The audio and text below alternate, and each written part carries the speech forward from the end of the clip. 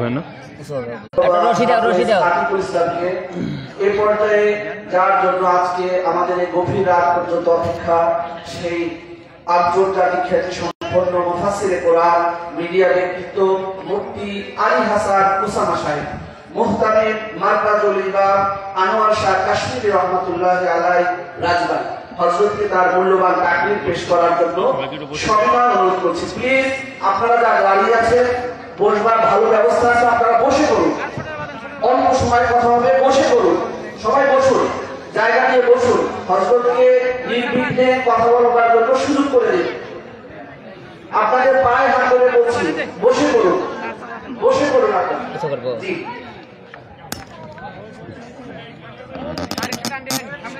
Reverb দেন আর সাজ্জাতে নাটক দিয়ে দেন।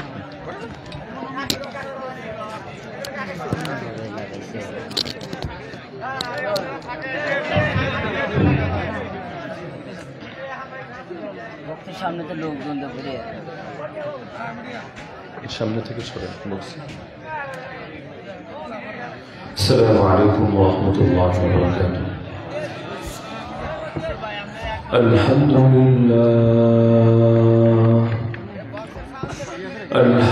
لله وحده وكفى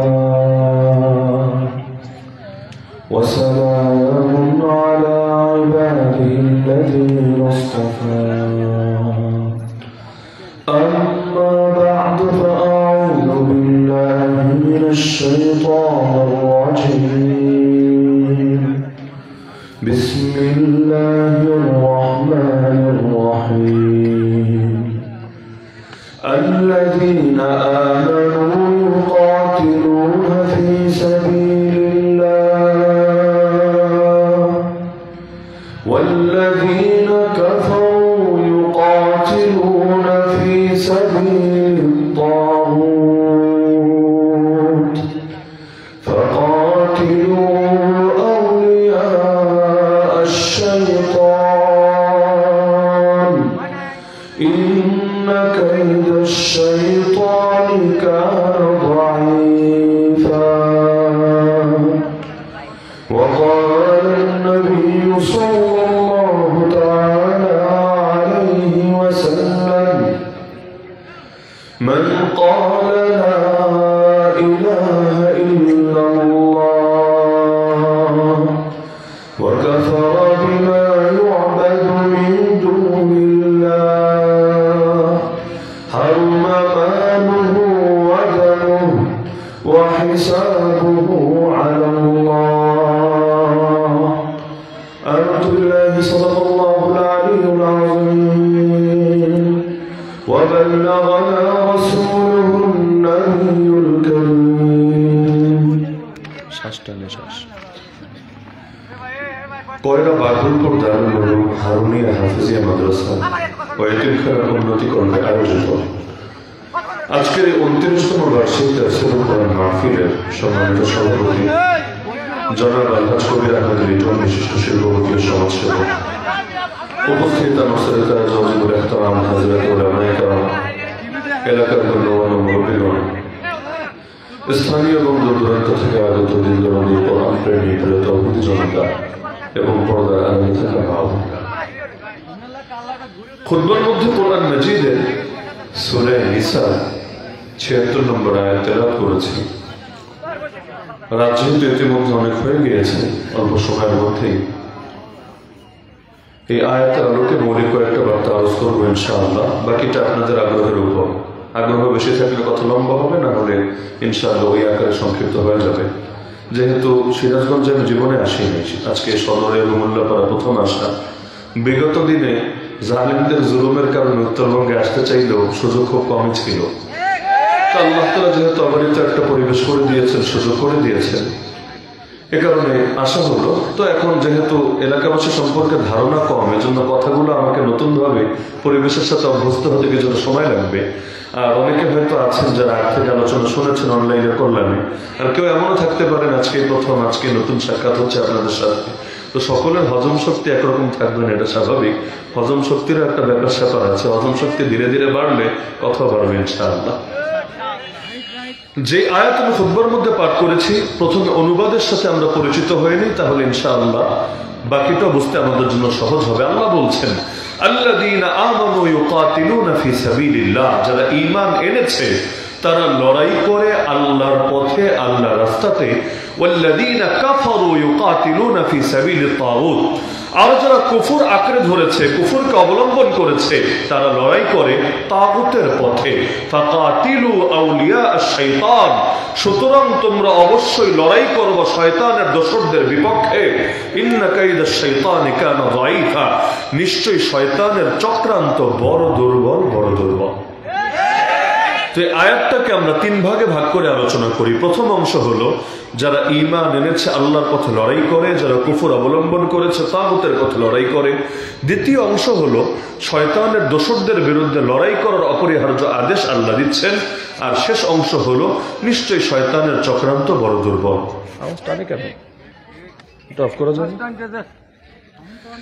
তো ঈমান যারা এনেছে আর কুফর যারা অবলম্বন করেছে, সূরা নিসার ৭৬ নম্বর আয়াত থেকে প্রথমেই প্রমাণিত হয়ে যাচ্ছে দুনিয়ায় যত মানুষ আছে সমস্ত মানুষ এক দল না, বরং সমস্ত মানুষ মূলত দুই দল। এক দল ঈমানের পক্ষে আর এক দল কুফরের পক্ষে। আল্লাহ কোরআন অন্য জায়গায় জানিয়েছেন হুয়াল্লাযী খালাকাকুম ফামিনকুম কাফির ওয়া মিনকুম মুমিন, তিনি সেই আল্লাহ যিনি তোমাদেরকে সৃষ্টি করেছেন, এরপর তোমাদের দুটো ভাগ, দুটো দল। এক ভাগের নাম কাফের আর এক ভাগের নাম মুমিন। এক ভাগ আল্লাহর খেয়ে আল্লাহর পরে আল্লাহর অস্তিত্বকেই অথবা তার একত্বকে অস্বীকার করে, আর এক ভাগ আল্লাহর অস্তিত্বকে অস্বীকার তো করে না, তবে আল্লাহ তাআলা তাকে এমন ভাবে স্বীকার করে, তার একত্বকে এমন ভাবে আঁকড়ে থাকে, এর জন্য জানও কোরবান করে দিতে পারে। তাহলে দল হলো কয়টা? দুইটা।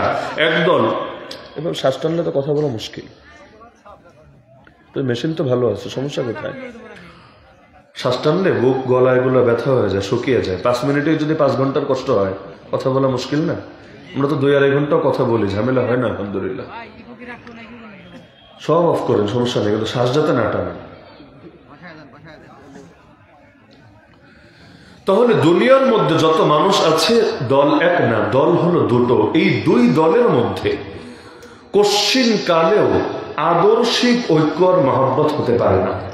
কারণ যে আল্লাহর পক্ষে আর যে আল্লাহর বিপক্ষে তারা এক হবে কিভাবে? দল যেহেতু আলাদা, এজন্য আল্লাহ রাসূল জানিয়েছেন ভালোবাসতে হবে আল্লাহর জন্য, ঘৃণাও করতে হবে আল্লাহর জন্য। ইসলাম খালি ভালোবাসা শেখায় না, ইসলাম ভালোবাসাও শেখায়, ইসলাম ঘৃণাও শেখায়। তবে ইসলাম বলে দেয় ভালোবাসাটাও হবে আল্লাহর জন্য আর ঘৃণা এবং দুশমনীটাও হবে আল্লাহর জন্য। কোরআনে আল্লাহ বলেন সূরা ফাতহের সর্বশেষ আয়াত, মুহাম্মাদুর রাসূলুল্লাহ ওয়াল্লাযীনা মাআহু আশিদ্দাউ আলাল কুফার রুহামা বাইনাহুম।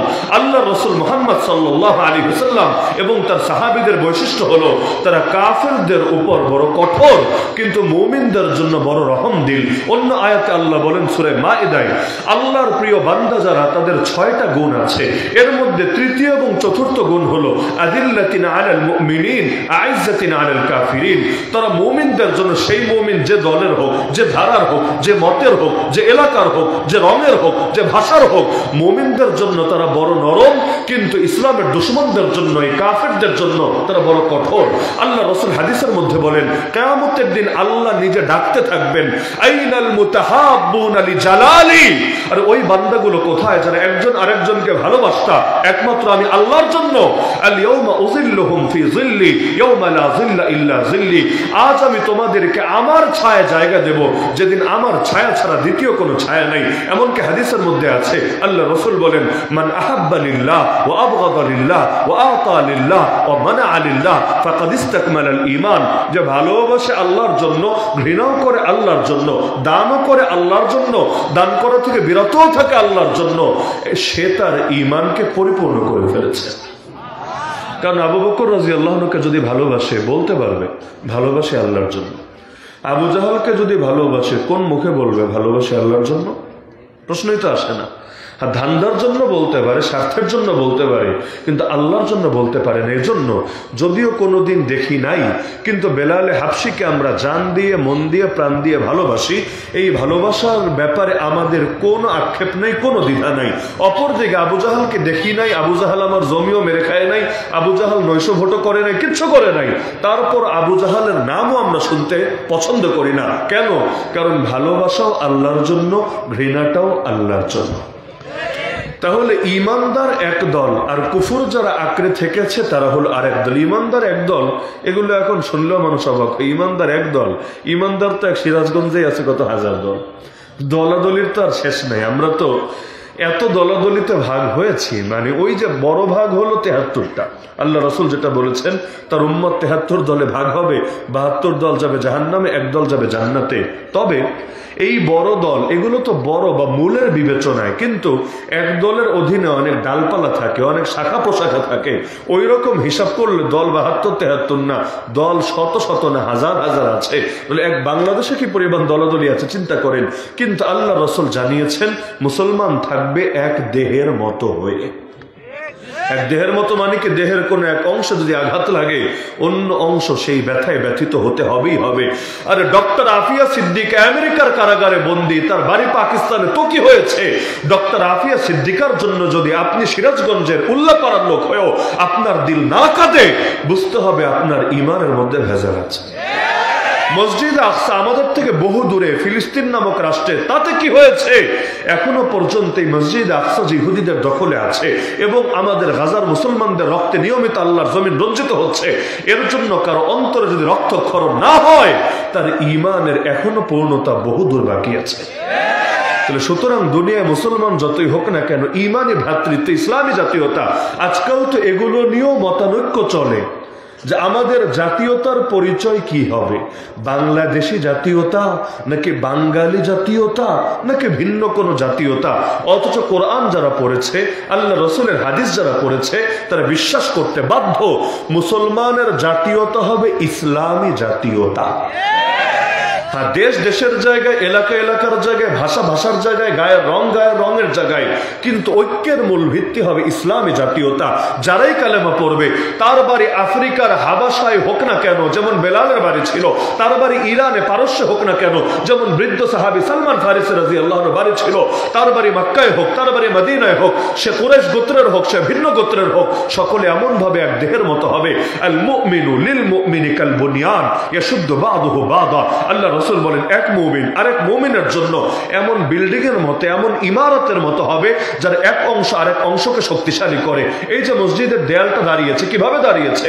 প্রতিটা অংশ অপর অংশকে সাপোর্ট করেছে। একটা ইট যদি আরেকটা ইটকে সাপোর্ট না দেয়, দাঁড়াবে কিভাবে? প্রতিটা ইট অপর ইটকে সাপোর্ট দিচ্ছে, প্রতিটা অংশ অপর অংশকে সাপোর্ট দিচ্ছে। এভাবে সাপোর্টের উপর ভিত্তি করে এটাকে 100 তলা 200 তলায় দাঁড় করানো সম্ভব। কিন্তু সাপোর্ট যদি না দেয়, নিচতলা নাই 2 নম্বর তলা কেমনে দাঁড় করাবেন? 10 তলা নাই 20 নম্বর তলা কেমনে দাঁড় করাবেন? নিচ থেকে সাপোর্ট তো লাগবে। আল্লাহ রাসূল বলেছেন, মুমিন সংখ্যায় যতই হোক না কেন, একজন আরেকজনের জন্য এমন বিল্ডিং এর মতো হবে যার একজন আরেকজনকে শক্তিশালী করবে। আপনি চিন্তা করেন, আজকের বাংলাদেশের সব মুসলমানই সারা দুনিয়া রাখেন, 200 কোটির কথা রাখেন, যদি এই দেশের 13-14 কোটি মুসলমান খালি এক হতে পারত, জনগণের 90% মুসলমান, তারা যদি খালি দ্বীনের মূল বিষয়, ইখতিলাফের জায়গায়, তো দ্বীনের মূল বিষয় যেটা নিয়ে কোনো দ্বিমত নাই, দ্বিমতের সুযোগও নাই, এই জায়গাগুলোতে যদি অন্তত এক থাকতে পারত, স্বাধীনতার 54 বছরেও এত শিরিক, এত জাহেলিয়া দেখতে হতো না। আজও পর্যন্ত সংবিধানে লেখা থাকে সকল ক্ষমতার মালিক নাকি জনগণ। অথচ যে পড়ালেখা করে নাই, নিজের নামে সাইনও দিতে পারে না, টিপসই দিতে হয়, ওকেও জিজ্ঞাসা করেন, বলো তো সকল ক্ষমতার মালিককে? চোখ বন্ধ করে বলে দিবে সকল ক্ষমতার মালিককে। যে পড়ালেখা করে নাই সেই যদি বোঝে, তুই বেটা পড়তে পড়তে পড়তে তোর জীবনের বড় অংশ কেটে গেল, চিন্তা করতে করতে মাথার চুল পরে অর্ধেক টাক হয়ে গেল, তোমার এটা বুঝে আসে না যে জনগণকে সকল ক্ষমতার মালিক বললে আল্লাহর সঙ্গে শিরিক হয়। আর কোন রাষ্ট্রের মূল জায়গায় যদি শিরিক থাকে, তাহলে এর চাইতে বড় ব্যর্থতা, বড় লজ্জা, বড় আফসোস একটা মুসলিম রাষ্ট্রের জন্য কি হতে পারে? এই স্বাধীনতা 54 বছরে এসে আজও পর্যন্ত কি পরিমাণ বেশ্যাখানা খোলা আছে বাংলাদেশে। লিগ্যাল বেশ্যাখানা, মানে যেগুলোকে লাইসেন্স দিয়ে রেখেছে, যেগুলোর বিরুদ্ধে আন্দোলন করলে উল্টা আপনার জেলে যাওয়া লাগতে পারে, যেগুলো বন্ধ করার জন্য রাজপথে নেমে আসলে আপনাকে গুলি করে দিতে পারে, টিয়ার শেল মারতে পারে, ছত্রভঙ্গ করার জন্য লাঠিচার্জ করতে পারে, জল কামান থেকে পানি ছুটতে পারে। অথচ কে না জানে আল্লাহ বেশ্যাখানাকে হালাল করেন নাই, হারাম করেছেন। তা আল্লাহ যদি হারামই করেন, এটা কি ইখতিলাফি বিষয় নাকি? কি মাযহাবে মাযহাবে দলে দলে আবার ইখতিলাফ আছে নাকি? নাই তো, ইখতিলাফের ঊর্ধ্বে। তাহলে এই দেশে 13-14 কোটি মুসলমান যদি অন্তত এই ব্যাপারে একমত থাকতো, আজও পর্যন্ত এত বেশ্যাখানা খোলা থাকে কিভাবে? এগুলোর কারণে যদি গজব আসে, ওই গজবে আমাকে আপনাকে সবাইরই মরতে হয়। এখনো পর্যন্ত এই দেশের অর্থনীতি সুদ ভিত্তিক পরিচালিত হয় কিভাবে? মুসলমান দেশের অর্থনীতি হবে যাকাত ভিত্তিক, ইসলামী নীতি ভিত্তিক। কিন্তু আজও পর্যন্ত এমনকি এই যে সরকার এখন যারা ক্ষমতায় আছে, বিগত 6 মাসে সবচাইতে বেশি কোথায় কোথায় পয়সা ব্যয় করেছে আপনি নিজে একটু ঘাটাঘাটি করে, এখন তো দুনিয়া সহজ, এক ক্লিকে বের করতে পারবেন, আপনি একটু ঘাটাঘাটি করে দেখেন না সবচাইতে বেশি পয়সা কোন খাতে ব্যয় হয়েছে। একদম শীর্ষে যে কয়েকটা নাম পাবেন তার মধ্যে আছে সুদ। মানে বিগত দিনগুলোতে যত ঋণ নেওয়া হয়েছে, ঋণ তো আর এমনি এমনি কমই হয়, বেশিরভাগই তো সুদের ভিত্তিতে হয়। তো ওই ঋণের সুদগুলো দিতে দিতেই রাষ্ট্রের বড় একটা কামাই চলে যাচ্ছে, এবং এটার জন্য এখন তো কর পর্যন্ত বাড়ানোর চিন্তা চলে আসছে। এমনকি যেই বাচ্চাটা আজকে জন্ম নিল মাত্র 1 ঘন্টা আগে, হয়তো জন্ম নেওয়ার পর এখনো দুধও খাওয়া শুরু করে নাই, ও কিন্তু 1.5 লাখ টাকা প্লাস ঋণী হয়ে আছে। এই যে ঋণ, এই ঋণের মধ্যেও কিন্তু বড় একটা অংশ সুদ নাই। এই বাচ্চা কিন্তু এখনো ঋণ নেওয়ার বয়স হয় না, ও তো দুধই খাওয়া শুরু করে নাই, ও ঋণ দিয়ে কি করবে? ও তো ললিপপও মুখে দেয় নাই জীবনে, আর ঋণটা কোন খাতে ব্যয় হবে? আবার দেশীয় ঋণ না, বৈদেশিক ঋণ। তাহলে এই যে এত ঋণের দায় তার কাঁধে আসলো কেন? ও ঋণ নেয় নাই, ঋণ নিয়েছে রাষ্ট্র, সুদের ভিত্তিতে নিয়েছে। ঋণ নিয়েছে রাষ্ট্র, সুদের ভিত্তিতে দায় চলে এসেছে ছোট বাচ্চাটার কাঁধে। তো যখন সেই জাতীয় পাপের কারণে জাতীয় গজব আসবে, তখনও কিন্তু এভাবে সবাইকেই নির্বিশেষে সেই গজবের শিকার হতে হবে। কেন? কারণ বাকিরা তো তামাশা দেখেছে, নাহি আনিল মুনকার তো করে নাই। আল্লাহ রাসূল তো বলেছিলেন অন্যায় দেখলে ঈমানের ধাপ 3টা। 1 নম্বর ধাপ হাত দিয়ে প্রতিরোধ করা, না পারলে মুখ দিয়ে প্রতিবাদ করা, তাও যদি না পারে অন্তর দিয়ে। এটা একটু আমি দ্বিমত পোষণ করছি এটার সাথে। কেন? আল্লাহ রাসূল ঘৃণা শব্দ বলেন নাই। কোন হাদিসে বলেছেন আমাকে পারলে দেখান এনে? নবী ঘৃণা বলেন নাই, এটা আমরা বাঙালিরা ঘৃণা বানিয়ে ফেলেছি। আল্লাহ রাসূলের শব্দ হলো মান রাআ মিনকুম মুনকারান ফালিয়ুগাইয়িরহু বিয়াদি ফাইল্লাম ইসতাতি ফাবিলিসানি ফাইল্লাম ইসতাতি ফাবিকলবি ওয়া যালিকা আযআফুল ঈমান।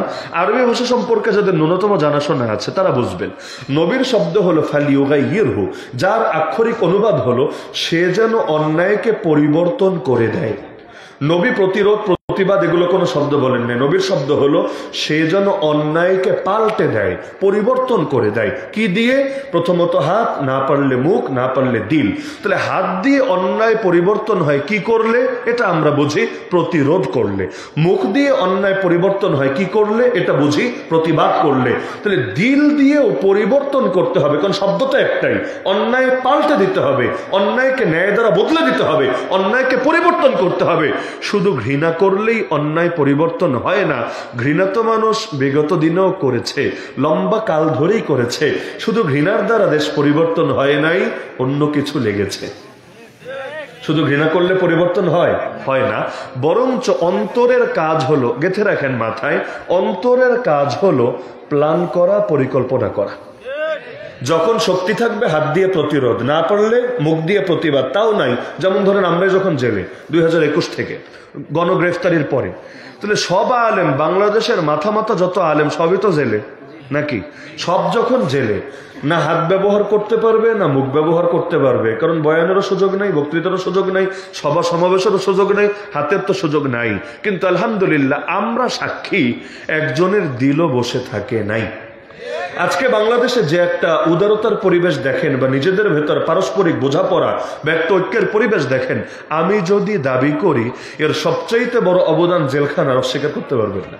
কারণ আমরা রাজসাক্ষী, সেখানে সারাদিন যখন একসাথে আছে এবং সবাই বিপদে, কারো পায়ের তলায় মাটি নাই, ওই সময় বসে বসে, যদিও হাত দিয়ে করার সুযোগ নেই, মুখ দিয়ে করার সুযোগ নাই, দিল দিয়ে আগামী দিনে কি করা যেতে পারে, কিভাবে এই জাতির ভাগ্য পরিবর্তন করা যেতে পারে, কিভাবে আগামীর বাংলাদেশকে ইসলাম ইসলামের বাংলাদেশ বানানো যেতে পারে। আলহামদুলিল্লাহ ওই প্ল্যানিং গুলো সেখানে হয়েছে বলেই সেই ফল টুকটাক আজকে বাইরে দেখা যাচ্ছে।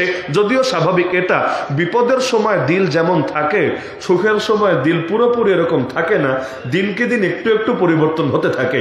এজন্য মাঝে মাঝে আমি কথা বলি যে মুমিনের জীবনে টুকটাক বিপদ লেগে থাকা ভালো, টুকটাক বিপদ লেগে থাকা ভালো, সহনীয় পর্যায়ে। কেন?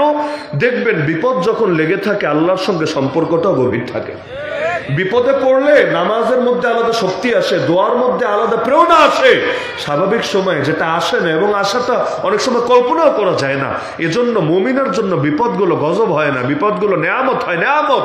আল্লাহ রসুল বলেন মুমিন পুরুষ এবং নারী তার সঙ্গে বিপদ লেগে থাকে এমন ভাবে এক পর্যায়ে সে মাটির উপর দিয়ে হাঁটে, কিন্তু আমল নামায় একটা গুনাহ থাকে না।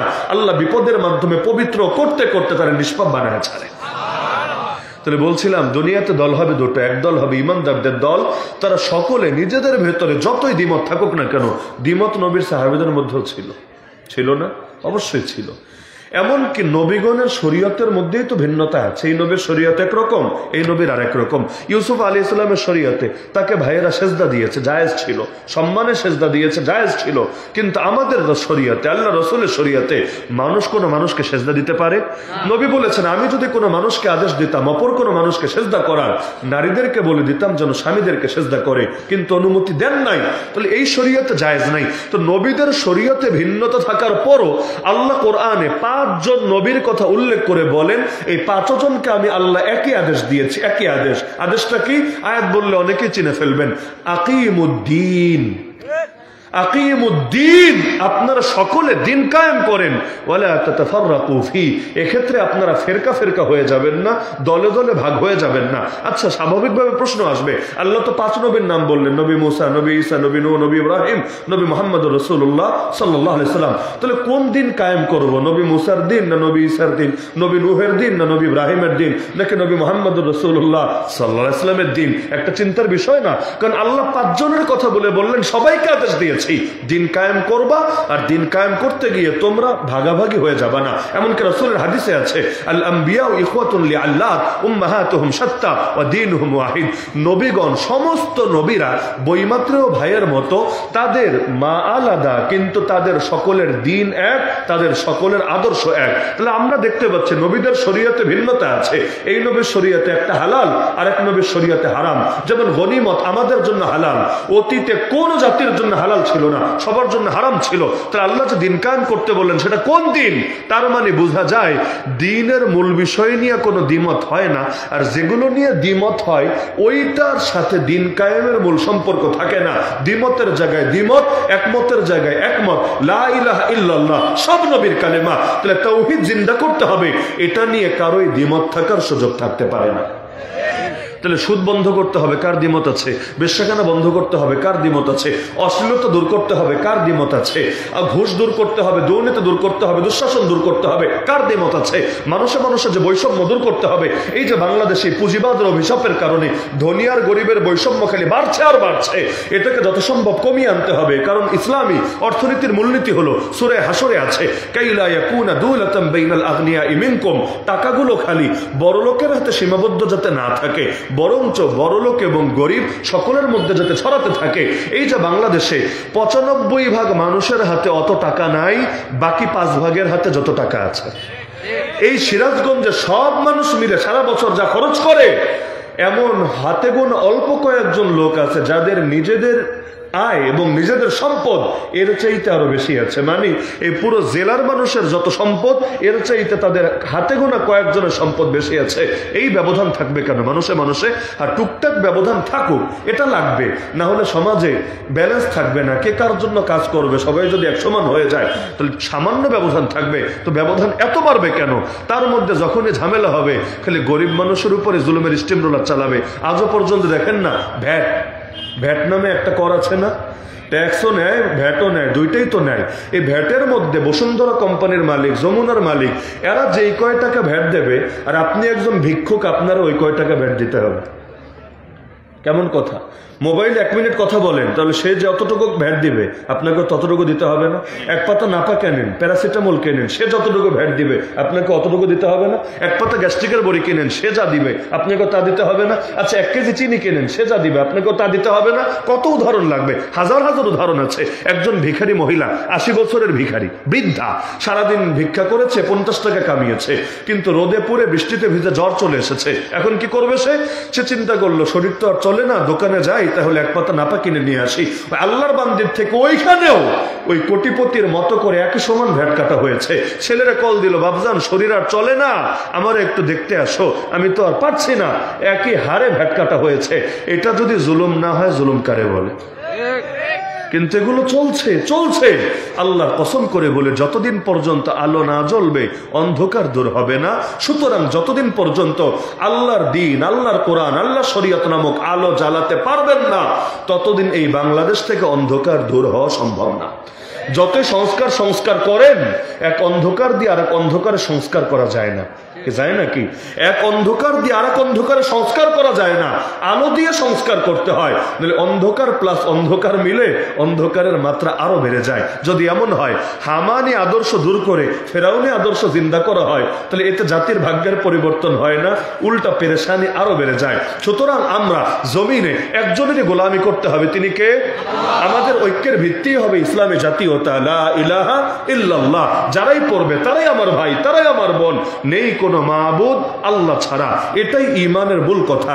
নেই কোনো মাবুদ আল্লাহ ছাড়া, মানে হুকুম চলবে এক আল্লাহর, তরিকা চলবে মুহাম্মাদুর রাসূলুল্লাহ। হুকুম চলবে আল্লাহর, তরিকা রাসূলের, বাস এটাই কথা। কিন্তু যেখানে আল্লাহর হুকুম আনবে না, নবীর তরিকা আনবে না, সেখানেই শুরু হবে মূল দলাদলি। ওই দলাদলি দূর করা সম্ভব না। তাহলে সুতরাং আল্লাহর হুকুম আর নবীর তরিকা বাস্তবায়ন করা দরকার নাকি দরকার না? জীবনের সব ক্ষেত্রে। কারণ লা ইলাহা ইল্লাল্লাহ বলতে আমি এটাই বুঝি, আপনারা ভিন্ন কিছু বুঝলে আমারে বুঝাই দিয়েন, নতুন একটা সবক শিখে যাবো, সমস্যা নেই। বিশ্বজোড়া পাঠশালামর সবার আমি ছাত্র। আচ্ছা, আমি বুঝি লা ইলাহা ইল্লাল্লাহ মানে এটা, আমার নামাজের রব যিনি, আমার রাজনীতির রব তিনি, আমার যাকাতের রব যিনি, আমার অর্থনীতির রব তিনি, আমার হজের রব যিনি, আমার পার্লামেন্টের রব তিনি, আমার যাকাতের রব যিনি, আমার সংবিধানের রব তিনি, আমার কোরবানির রব যিনি, আমার কোর্ট কাছারির রব তিনি, আমার ব্যক্তিগত ইবাদত বন্দেগীর রব যিনি, আমার রাষ্ট্র পরিচালনা থেকে শুরু করে সভ্যতা সংস্কৃতি প্রতিটা সেক্টরের রব তিনি। যে সব ক্ষেত্রে এক আল্লাহকে রব মানবে, এক আল্লাহর গোলামি করবে, তার মুখে লা ইলাহা ইল্লাল্লাহ সাজে। কিন্তু যে এক জায়গায় আল্লাহ তো আরেক জায়গায় গায়রুল্লাহ, এভাবে গোলামি আর আনুগত্যকে ভাগাভাগি করবে, ও লা ইলাহা ইল্লাল্লাহ বলতে বলতে মুখে ফেনা তুলে ফেললেও তাকে ইমানদার বললে ইমানদার শব্দের অপমান হবে। তাহলে এই আয়াতের আলোকে আমরা প্রথমে বুঝলাম দল হলো দুইটা, রাস্তাও দুইটা। আল্লাযীনা আমানু একটা দল যারা ঈমান এনেছে, ওয়াল্লাযীনা কাফারু আরেকটা দল যারা কুফর অবলম্বন করেছে। আর নবী জানিয়েছেন কুফর যারা অবলম্বন করেছে ওদের মধ্যে যতই ভিন্নতা থাকুক, ইসলামের বিপক্ষে সবাই এক। আল কুফরু মিল্লাতুন ওয়াহিদা।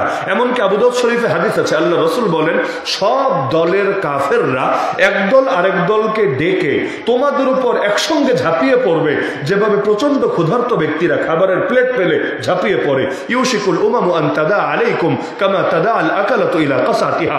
আজকের দুনিয়া দেখেন, ইহুদি এক মেরুর জাতি, খ্রিস্টান ভিন্ন মেরুর জাতি। ইহুদিরা কিন্তু নবী ঈসা আলাইহিস সালামকে মানে নাই, বরং তাকে হত্যা করার চেষ্টা করেছে, তার ঘর পর্যন্ত ঘেরাও করে ফেলেছে। আমরা বিশ্বাস করি নবী ঈসাকে মারতে পারেনি, আল্লাহ আসমানে উঠিয়ে নিয়েছেন, কিন্তু খ্রিস্টানরা বিশ্বাস করে তাকে মেরেই ফেলেছে, তাকে শুলিতে চড়িয়ে হত্যা করেছে। আচ্ছা, যাদের ব্যাপারে ওরা বিশ্বাস করে যে এই দল আমার নবীরা হত্যা করেছে, তাহলে ওই হত্যাকারীরা তার বন্ধু হবে না তার শত্রু হবে? স্বাভাবিক ব্যাপার। যেমন কাদিয়ানিরা আপনার বন্ধু না শত্রু? কাদিয়ানের সঙ্গে আপোষের কথাও তো আপনি চিন্তা করবেন না। এমনকি সাধারণ কাফেরকে যে নজরে দেখবেন, নবীর এই দুশমনদেরকে আপনি কখনোই সেই নজরে দেখবেন না, সবচাইতে শক্ত থাকবেন তাদের বিপক্ষে। তাহলে ইহুদিরা নবী ঈসাকেই হত্যা করেছে, এটা খ্রিস্টানদের বিশ্বাস, আমাদের না।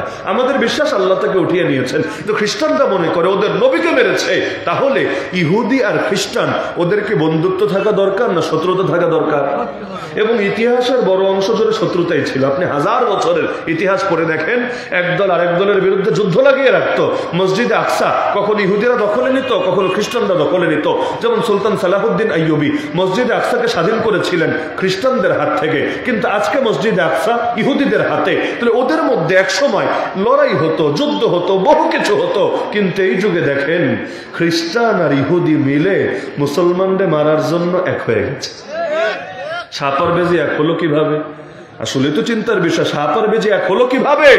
এই যে আমেরিকায় যে প্রেসিডেন্ট হয়, সে যখন শপথ পাঠ করে তার সামনে কিন্তু বাইবেল দেওয়া হয়, বাইবেল। ওই বাইবেলের উপর হাত রেখে তারপর শপথ পাঠ করে। যদিও এবার ট্রাম্প সাহেব এসে, এই আধা পাগল এসে রীতিটাকে ভেঙে দিয়েছে। তার সামনেও দুইটা বাইবেল রাখা হয়েছে। একটা হলো আব্রাহাম লিঙ্কন যেই বাইবেলে হাত রেখে শপথ করেছে, ওই ঐতিহাসিক বাইবেল। আরেকটা ওর নিজের মায়ের উপহার দেওয়া বাইবেল। দুইটা সামনে এনে রেখেছে, কিন্তু পাগলে হাত আর না দিয়ে এভাবে হাত উঁচু করে রেখে এরপর শপথ পাঠ করেছে। কিন্তু এতকাল পর্যন্ত রীতি যেহেতু ওইটা ছিল, এখান থেকে কি এটা বুঝে আসে না যে রাষ্ট্রীয়ভাবেই ওদের খ্রিস্টবাদের প্রতি ঝোঁক আছে? কি বুঝে আসে নাকি আসে না? এবং বড় একটা অংশ জুড়ে, এমনকি ওই খ্রিস্টানদের পোপ পর্যন্ত, আমেরিকার প্রেসিডেন্টকে পর্যন্ত কোনো নির্দেশ দেওয়ার এবং কোনো একটা কথা বলার অধিকার রাখে, এবং বললে তারা সেটা শুনেও থাকে। এমনকি ওই যে আফগানিস্তানে যখন বাহিনী পাঠিয়েছিল, এটাকে তাদের নেতারা পর্যন্ত ক্রুসেড বলে, ধর্মযুদ্ধ বলে ঘোষণা দিয়েছিল। তাহলে একদিকে খ্রিস্টান আর একদিকে ইহুদি। আমি মনে করি আজও যদি আমেরিকা এবং পশ্চিমারা ঘোষণা দেয় আমরা ইসরায়েলের সাথে নাই, আমরা ইসরায়েলকে কোনো সাপোর্ট করব না, শেল্টার দেব না, আমি মনে করি, আপনি দ্বিমত করতে পারেন, আমি মনে করি আগামী 1 মাসের মধ্যে মসজিদ আকসা স্বাধীন হবেই হবে ইনশাআল্লাহ। ওই এক ইসরায়েল কিছুতেই মুসলমানদের সামনে দাঁড়াতে পারবে না। এমনকি শুধু হামাস না, তখন অন্যরাও একসঙ্গে নেমে যাবে ইনশাআল্লাহ। এখন নামে না শুধু ওই জারজ রাষ্ট্র ইসরায়েলের ভয়ে না, বরঞ্চ পেছনে ওই আমেরিকায় পশ্চিমারা থাকার কারণে। তাহলে দেখা যাচ্ছে এই সাপার বেজি মিলল কিভাবে? তাহলে নবীর হাদিসের বাস্তবতা সামনে আসে নাকি আসে না?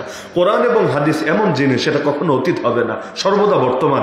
2025ও বর্তমান, 2030ও বর্তমান, 2040ও বর্তমান। যেমন আমি উদাহরণ হিসেবে একটা আয়াত শোনাই, যদিও কেউ কেউ কষ্ট পেতে পারেন। বাকি এই আয়াতটা শোনার পর আপনি চিন্তা করবেন এটা কি 1500 বছর আগের আয়াত নাকি আজকের দিনের আয়াত। কারণ আমি যে কয়বার পড়ি আমার কাছে মনে হয় এই আয়াতটা যেন এই আজকে নাজিল হয়েছে, আল্লাহ দেখে দেখে যেন বলে দিয়েছেন। কেন? আল্লাহ তাআলা বলেন ফালাম্মা নাসু মা যুকিরু বিহি, বান্দা যখন আল্লাহর উপদেশ বাণীকে ভুলে যায়, ফাতাহনা আলাইহিম আবওয়াবা কুল্লি শাই, আমি আল্লাহ প্রথমেই ধরি না, প্রথমেই পাকড়াও করি না, বরং প্রথমে এমন ঢিল দেই তাদের জন্য সব কিছুর দরজা খুলে দেই। টাকা পয়সার দরজা, ক্ষমতার দরজা, প্রভাব প্রতিপত্তির দরজা, ইন্ডিয়ার দরজা, চায়নার দরজা, আমেরিকার দরজা। একই সাথে সিআইও ম্যানেজ হয়ে গেছে, মোসাদও বুঝ মেনে নিয়েছে, রও ঠিকভাবে কথা শুনছে, চায়না পর্যন্ত সব রাজি হয়ে গেছে। আল্লাহ বলেন সব দরজা খুলে দেই। অবশেষে হাত্তা ইদা ফারিহু বিমা উতু, সব কিছু পেয়ে তারা যখন মহা খুশি হয়ে যায়, এত খুশি ধরাকে সরা জ্ঞান করে, মানুষকে মানুষ মনে করে না, রাষ্ট্রের শীর্ষস্থানীয় আলেমের গায়ে হাত তুলতে পর্যন্ত দ্বিধা করে না, এমনকি আলেমদেরকে নির্মমভাবে গুপ্ত হত্যা করতে পর্যন্ত বুকে বাঁধে না, এমনকি যারে তারে গালিগালাজ করতে, এমনকি ট্যাগ লাগায়া বংশের ধ্বংস করতে পর্যন্ত বুকটা একবার কাঁপে না। আল্লাহ বলেন এরকম যখন তারা খুব বাড়া বেড়ে যায়, আখাযনাহুম বাগতা, আমি আল্লাহ হঠাৎ করে ধরে ফেলি, ধীরে ধীরে ধরে সেটাও না, আখাযনাহুম বাগতা, আমি আল্লাহ আচমকা ধরে ফেলি, টুপ করে ধরে ফেলি, হঠাৎ করে ধরে ফেলি। এমন ধরা ধরি সামনে খাবার থাকে, খাবার টাইম থাকে না, একটু কিছু বলতে মনে চায় জাতির উদ্দেশ্যে, বলার সুযোগটাও পায় না। এমনকি আল্লাহ বলেন ধরার পর পরিণতি কি হয় জানো? ফাইদা হুম মুবলিসুন, তখন বান্দা পুরাই নিরাশ হয়ে যায়। এমন নিরাশ, টুপ করে ঢুকতে চাইলে, চট করে ঢুকতে চাইলেও ঢোকা আর হয়ে ওঠে না। নিরাশ, কবর কি এখানে হবে না অন্য কোথাও হবে? দিন শেষে ফিরতে পারবে নাকি না ফিরে বাইরে বাইরে দিন কাটাতে হবে? আল্লাহ বলেন ফাকুতি আদা জালেমদের শিকড়ি কেটে দেওয়া হলো, ওদের মূল উপরে ফেলা হলো। আলহামদুলিল্লাহি রাব্বিল আলামিন। তবে মনে রাখবা, মাস্টারমাইন্ড তোমরা না, প্রশংসা তোমাদের না, সকল ক্রেডিট, সকল কৃতিত্ব, সকল প্রশংসা আল্লাহ, যিনি তামাম জাহানের রব, যিনি সবকিছুর নিয়ন্ত্রক। এই যে আয়াতটা, এটারে কি 1500 বছর আগের মনে হয় না জুলাই আন্দোলনের পরের মনে হয়? আমার তো মনে হয় যে জুলাই আন্দোলনের পরের যেন আল্লাহ তাআলা মানে এই বর্তমান পরিস্থিতিকে সামনে রেখে বাংলাদেশের কথা বলে দিচ্ছেন এই আয়াতের ভেতরে। অন্য আয়াতে বলেন সানাস্তাদরিজুহুম মিন হাইসু লা ইয়ালামুন ওয়া উমলি লাহুম ইন্না কাইদি মাতিন। আমি আল্লাহ ওদেরকে ঢিল দিয়ে দিয়ে এমন এক পরিণতির দিকে নিয়ে যাই যা তারা জানেই না। আসলেই তো জানে না, এক সপ্তাহ আগেও তো জানতো না। আরে তারা জানবে কোত্থেকে? রয়ের পর্যন্ত মাথায় আসলো না। তাহলে আল্লাহ যে বলেন আমি এমন এক পরিণতির দিকে নিয়ে যাই যেটা তাদের জ্ঞানে ধরে না। মিলে নাকি মিলে না? মিলে নাকি মিলে না? তাহলে কোরআন কি অতীত না বর্তমান? কোরআনকে কখন অতীত ভাববেন না, সর্বদা বর্তমান। হ্যাঁ বলবেন হুজুর ফেরাউনের কেচ্ছা বর্তমান হয় কিভাবে, নমরুদের কেচ্ছা বর্তমান হয় কিভাবে? হ্যাঁ এগুলো বর্তমান। কেন? থিম একই থাকে, জাস্ট ওয়ালপেপার চেঞ্জ হতে থাকে। আল্লাহ পুরনোটা বলে ভবিষ্যতের মেসেজ দিয়ে থাকেন এর ভেতরে। না হলে ঘটনা তো কতই ছিল, সব তো বললেন না। হাতে গোনা কয়েকটা বেশি করে কেন বললেন? কোনো না কোনো কারণ তো আছে। আমার নবীর নাম আছে মাত্র 4 বার কোরআনে। আয়াতের ভেতরে আমার নবীর নাম আছে মাত্র কয়বার? সাহাবীর নাম আছে মাত্র একজন সাহাবীর, দ্বিতীয় কারো নাম নাই। কোন সাহাবীর নাম? তো আবু বকর না, ওমর না, ওসমান না, আলী না, এমন একজন সাহাবীর নাম যাকে অনেকে চেনেনি না, যায়েদ রাদিয়াল্লাহু আনহু, যায়েদ বিন হারেসা। তাহলে শুধুমাত্র এক সাহাবীর নাম, সেখানে ফেরাউনের নাম আছে 74 বার। প্রতিবার নাম নিলেও 50 নেকি। কারণ আরবিতে এক অক্ষর পড়লে কয় নেকি জানেন না আপনার? এক অক্ষর পড়লে কয় নাকি? ফেরাউন লিখতে অক্ষর 5টা লাগে, ফা, রা, আইন, ওয়াও, নুন। তাহলে হিসাব করেন, যদি এক অক্ষরে 10 নেকি হয় তাহলে ফেরাউন লিখতে 5 অক্ষর লাগে, কয় নেকি হবে? 50 নেকি। তাহলে 74 বার কোরআনে ওর নাম আছে। তাহলে এক খতম কোরআন শরীফ পড়লে ফেরাউনের নাম পড়ে কতগুলো নেকি হবে? বাসায় গিয়ে আজকে বৈশা বৈশা হিসাব করবেন। এমনকি এটা তো সাধারণ হিসাব। এই যে রমজান আসছে, সব কমবে না বাড়বে? আবার ওই তেলাওয়াত তেমনি সময় না হয় নামাজে দাঁড়িয়ে, তারাবিতে দাঁড়িয়ে যদি হয় তাহলে সব কমবে না বাড়বে? তাহলে ফেরাউন কোন বুজুর্গ ছিল, ওর নাম নিলেও এত নেকি? আমার নাম নিলেও তো নেকি নাই, আপনার নাম নিলেও তো নেকি নাই। এমনকি এক পোস্টারে যতজনের নাম থাকে, ধরেন এখানে তো কম নাম আছে, কোনো কোনো পোস্টারে এমন 150, 200 জন, 500 জনের নামও থাকে। বক্তার নাম খুঁজে পাওয়াই কঠিন হয়, কোনটা বক্তা আর কোনটা অন্য শ্রোতা। আচ্ছা যাই হোক, তো সব নাম পড়লো এক নেকি আছে নাকি? তাহলে ফেরাউনের নাম নিলে নেকি, আবুল আহাবের নাম নিলে নেকি, এমনকি শায়তান শব্দেও 50 নেকি, হামান শব্দেও 50 নেকি, কারুন শব্দেও 50 নেকি। সবগুলো 5টা করে অক্ষর লাগে। কাহিনী কি? কাহিনী হলো এখানে আল্লাহ কেচ্ছা শোনাতে চান নাই আমাদেরকে। কোরআন কেচ্ছার বই না, কোরআন হেদায়েতের কিতাব। কোরআন কেচ্ছার বই না, হেদায়েতের কিতাব। যালিকাল কিতাবু লা রাইবা ফি হুদাল লিল মুত্তাকিন। তাহলে হেদায়েতের কিতাবে আল্লাহ কেচ্ছা শোনালেন কেন? কারণ এর ভেতরেও হেদায়েত আছে। আল্লাহ বুঝিয়েছেন এক ফেরাউন লোকান্তরে, লক্ষ ফেরাউন ঘরে ঘরে, কিয়ামত পর্যন্ত ফেরাউনের ক্যারেক্টার নিয়ে যারাই আসবে, জামানার মুসা হয়ে আসা হাতে নিয়ে কিভাবে এদের মোকাবেলা করতে হবে, বান্দা তোমাকে সেই সবক শিখতে হবে আল কোরআনের পাতা থেকে। আল্লাহ বলে দিচ্ছেন যে যারা ইমানদার হবে এদের লড়াই হবে আল্লাহর পথে, যারা কুফর অবলম্বন করবে এদের লড়াই হবে তাগুতের পথে। তাহলে পথও একটা না, দুনিয়াতে পথও 2টা, এক হলো আল্লাহর পথ আর এক হলো তাগুতের পথ। আল্লাহর পথ কোনটা আর এর পথে লড়াই কেমন হয় ওটা বোঝার আগে এই বাস্তবতাটা মাথায় রাখেন। আল্লাহ রসুল সাল্লাল্লাহু আলাইহি ওয়াসাল্লামের সাহাবীরা দ্বীনের জন্য লড়াই করার এমন হিম্মত, এমন অদম্য তামান্না রাখতেন, নিজের জীবনে সবচাইতে বড় স্বপ্ন দেখতেন আল্লাহর দ্বীনের জন্য তিনিও কিছু অবদান রাখবেন। আরে দুধের বাচ্চা নিয়ে পর্যন্ত নারী হাজির হয়ে যায়, ইয়া রাসূলুল্লাহ আমার কোলের বাচ্চাটাকেও জিহাদে নিয়ে যান না। আল্লাহ রসুল অবাক, আরে কোলের বাচ্চা নিয়ে গিয়ে কি হবে? সেই নারী বলে দিচ্ছে, ইয়া রাসূলুল্লাহ কি করব বলেন, যারা বড় ছিল তাদেরকে আগেই পাঠিয়েছি, একজনও জান নিয়ে ফিরে আসে নাই, সবাই শহীদ হয়ে গেছে। আর আমি তো নারী, আমি যেতে চাইলেও নেবেন না, আমাকে অনুমতি দেবেন না। তো দিল তো মানে না, মন তো সয় না। আপনারা জান্নাতের বাজারে সওদা করবেন আর আমি একা অবলা ঘরে বসে থাকবো, আমার দিল তো মানে না। দিনের জন্য আমাকেও কিছু অবদান রাখতে হবে, এজন্য যা ছিল তাই এনে দিলাম আপনার দরবারে। বুঝি আমার বাচ্চা লড়াই করতে পারবে না, কিন্তু ইয়া রাসূলুল্লাহ এতটুকু তো পারবে, কোন সাহাবীর কোলে দিয়ে রাখবেন আমার বাচ্চাকে। জালেম যখন আপনার বুকে তীর মারবে, বর্ষা মারবে, আপনার সেই সাহাবী আমার বাচ্চাটাকে আপনার বুকের সামনে ঢালের মতো করে পেতে ধরবে। জালেমের তীর এসে, বর্ষা এসে আমার বাচ্চার বুকটাকে ফরফর করে দিয়ে যাবে, কিন্তু ইয়া রাসূলুল্লাহ আমার বাচ্চার প্রাণের বিনিময় হলো আপনার প্রাণ তো হেফাজতে থাকবে। কাল কিয়ামতের দিন আল্লাহর সামনে দাঁড়িয়ে গর্ব করে বলতে পারবো, আয় আল্লাহ আমি শহীদের মা, আমার সন্তান তার জান কুরবান করেছে তোমার নবীর হেফাজতের জন্য। এক বেদুইন সাহাবী, 7ম হিজরির খায়বার যুদ্ধের ঘটনা। যুদ্ধ শেষ হলো, আল্লাহ রাসূল গনিমত ভাগ করে দিচ্ছেন সবাইকে। গনিমত মানে যুদ্ধে যা কিছু পাওয়া গেছে, যুদ্ধলব্ধ সম্পদ। এখন এক বেদুইন সাহাবী, সেও যুদ্ধে শরীক ছিল, তার ভাগেও কিছু মাল এসেছে, কিন্তু ভাগ করার সময় সে ছিল না। আল্লাহ রাসূল তার সম্পদটা আলাদা করে একপাশে রেখে দিলেন।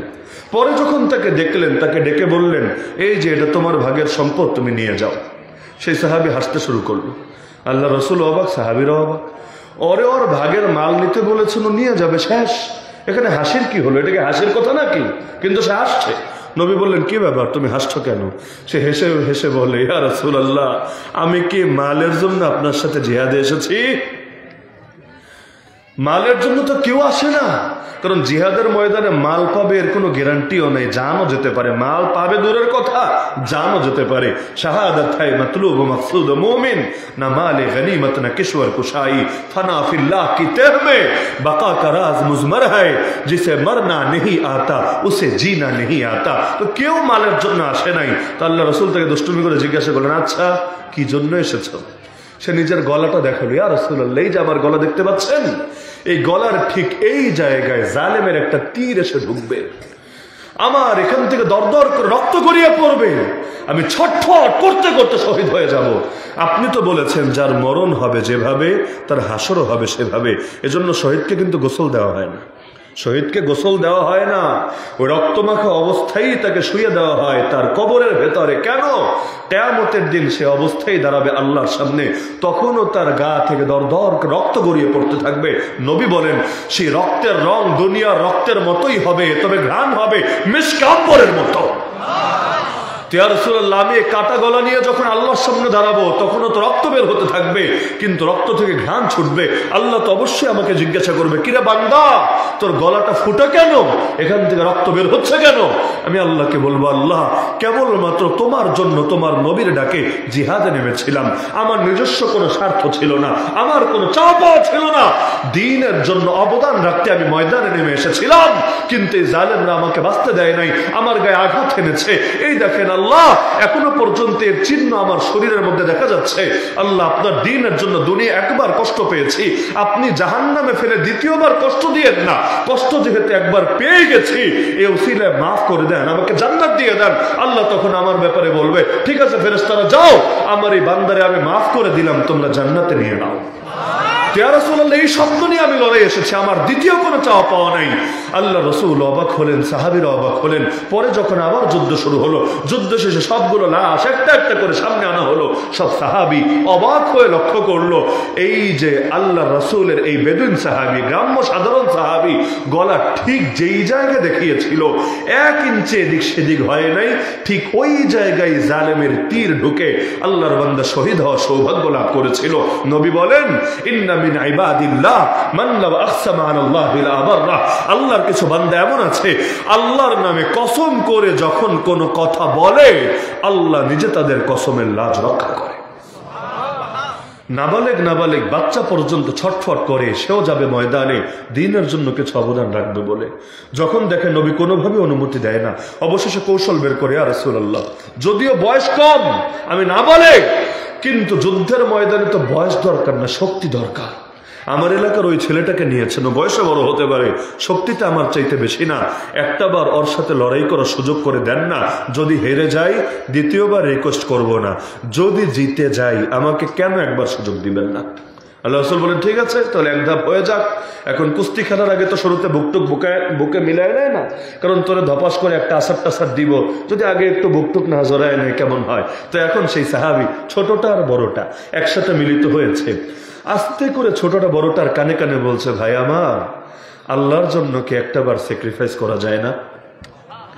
তোমার তো কপাল খুলে গেছে, নবীজি তোমাকে কবুল করে নিয়েছেন, আর আল্লাহ নবী একবার যাকে কবুল করেন তাকে রিজেক্ট করেন না, তাকে ফিরায় দেন না। তোমার তো কপাল খুলে গেছে, একবার যদি স্যাক্রিফাইস করো আমারও কপাল খুলে যাবে। দুই ভাই হাতে হাত রেখে কাঁধে কাঁধ মিলিয়ে জান্নাতের বাজারে সওদা করবো ইনশাআল্লাহ। আল্লাহর জন্য একটাবার ছোট হও, একটাবার, তোমার লস হবে না, আমার বড় লাভ হবে, বড় জিতে যাব। দুনিয়াতে কিচ্ছু দিতে পারবো না, তো জান্নাতে আল্লাহ তোমার এই উসিলে অনেক আগায় নেবে ইনশাআল্লাহ। এটা শুনে বড়টার মন গলে গেল, বললো, ভাই তুই টেনশন করিস না, আমি ব্যবস্থা করছি। লড়াই শুরু হলো, বড়টা হার মেনে নিল। সবাই ভাবলো ছোটটা নিজের শক্তিতে বড়টাকে হারিয়েছে, আসলে নিজের শক্তিতে হারায় নাই। আল্লাহ নবীর এক সাহাবী আর এক সাহাবীকে ময়দানে যাওয়ার, দ্বীনের জন্য কিছু অবদান রাখার সুযোগ করে দিয়েছে। বুড়া সাহাবী পর্যন্ত সন্তানদের কাছে বায়না ধরছে, কোথায় যাও? বাবা জিহাদে যাই। আমাকেও সাথে নিয়ে যেতে হবে। না বাবা, আপনি মুরব্বী হয়ে গেছেন, আপনার চলতে ফিরতেই কষ্ট হয়, আপনি কি জিহাদে যাবেন? আল্লাহ রসুল যতদিন ছিলেন তার সাথে গিয়েছেন, আবু বকর যতদিন ছিলেন তার সাথে গিয়েছেন, ওমর যতদিন ছিলেন তার সাথে গিয়েছেন রাদিয়াল্লাহু আনহু আজমাইন। এখন খলিফা হয়েছেন ওসমান রাদিয়াল্লাহু আনহু, কিন্তু আপনি তো বুড়া হয়েছেন, আর কত যাবেন? আপনি যৌবনের হক আদায় করেছেন, এখন আপনি বৃদ্ধ, আমরা আপনার সন্তান, টকবকে নওজোয়ান। আপনি ঘরে বসে দোয়া করবেন, আমাদেরকে দিক নির্দেশনা দিয়ে দিবেন, আমরা আপনার পক্ষ থেকে ময়দানে হক আদায় করবেন ইনশাআল্লাহ। এবার বাবা উত্তেজিত হয়ে গেল, আরে কি বলো তোমরা? তোমরা আমাকে ঘরে বসে থাকতে বলো, আল্লাহর কোরআন তো আমাকে ঘরে বসে থাকার অনুমতি দেয় না। তোমরা কি সূরা তাওবা পড়ো নাই? সূরা তাওবার এই আয়াত কি তোমরা দেখো নাই? ইনফিরু খিফাফা ওয়া থিকালা ওয়া জাহিদু বিআমওয়ালিকুম ওয়া আনফুসিকুম ফি সাবিলিল্লাহ। বান্দা হালকা হও আর ভারী হও, বের হয়ে পড়ো ময়দানে, মাল দিয়ে আর জান দিয়ে জিহাদ করতে থাকো আল্লাহর পথে।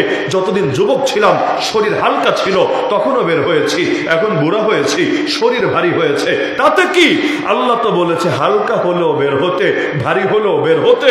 সুতরাং তোমরা না নিলে প্রয়োজনে যাব অন্য কারো সাথে, কিন্তু আমি পারবো না ঘরে বসে চুপচাপ শিয়ালের মতো থাকতে। সন্তানরা বলল, আব্বাজান তাহলে আমাদের সাথেই চলেন, আমরাই খেদমত করবো আপনার, যতটুকু পারি চলেন। প্রথমবারের মতো জাহাজে করে যুদ্ধে যেতে হবে। এতকাল তারা সমতলে যুদ্ধ করেছে, ঘোড়ার পিঠে চড়ে, গাধার পিঠে চড়ে, উটের পিঠে চড়ে যুদ্ধ করে অভ্যস্ত, কিন্তু সমুদ্র পথে যুদ্ধ করার কোনো অভিজ্ঞতাই নাই।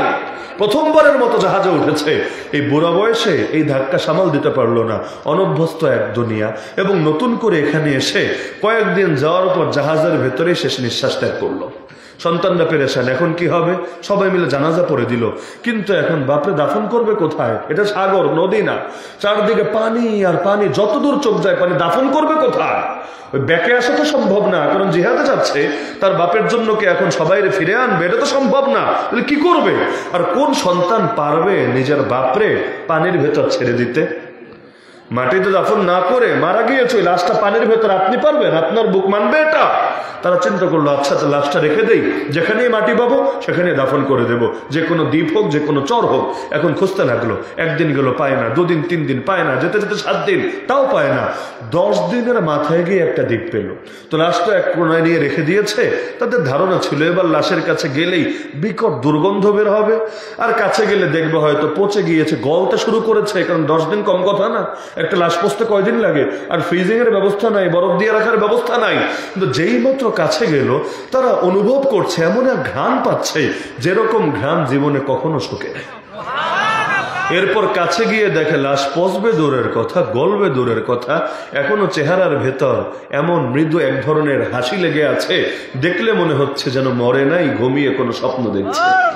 এই যে ফিলিস্তিনে গত 1.5 বছরে আমাদের যে ভাইয়েরা শহীদ হয়েছে, যে মাসুম বাচ্চাগুলোকে নির্মমভাবে হত্যা করা হয়েছে, আর কিচ্ছু লাগবে না, আপনি শুধু ওদের ছবিটার দিকে দিলের চোখ দিয়ে তাকায় দেখেন, হয়তো তার হাত নাই, হয়তো তার পা উড়ে গেছে, হয়তো শরীর বুলেটের আঘাতে ঝাঁঝরা হয়েছে, হয়তো বিল্ডিং এর তলাই ছিল, একেবারে টেনে টুনে বের করতে হয়েছে, কিন্তু আপনি শুধু চেহারাগুলোর দিকে তাকায় থেকে দেখেন, আপনার দিল সাক্ষ্য দেবে এই চেহারা কোনো সাধারণ চেহারা না, এই চেহারা এমন কারো চেহারা যার উপর আল্লাহ রাজি হয়ে গেছে। কারণ ওই চেহারাগুলোর মধ্যে মানে এত কষ্টের মরণ, হাত নাই, পা নাই, শরীর ঝাঁঝরা, কিন্তু চেহারা দেখলে মনে হয় না কত পরম আনন্দে মৃত্যুকে আলিঙ্গন করেছে, যেন এটার জন্যই বহুকাল ধরে অপেক্ষায় ছিল, এমন নিজের পরম আকাঙ্ক্ষিত বস্তু সে পেয়ে গেছে। তাহলে এটাই তো ছিল হালত। আরে হানজালা রাদিয়াল্লাহু আনহু গোসল ফরজ ছিল, কে না জানে ঘটনা, ওই গোসল করবে অতটুকু দেরি করার পর্যন্ত তার মাথায় আসে নাই, এমনকি তার উপর গোসল ফরজ, অন্যরা জানবে কিভাবে? জানার তো কথা না।